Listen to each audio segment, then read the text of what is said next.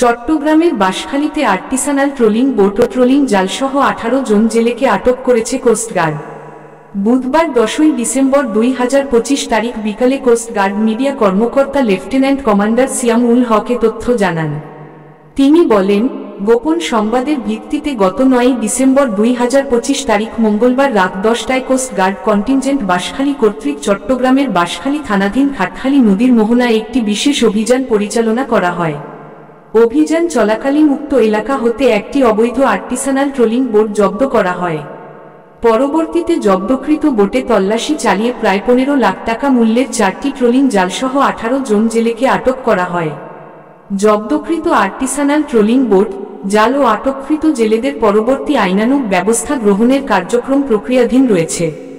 তিনি আরও বলেন, মৎস্য সম্পদ রক্ষায় কোস্টগার্ড ভবিষ্যতেও এই ধরনের অভিযান অব্যাহত রাখবে।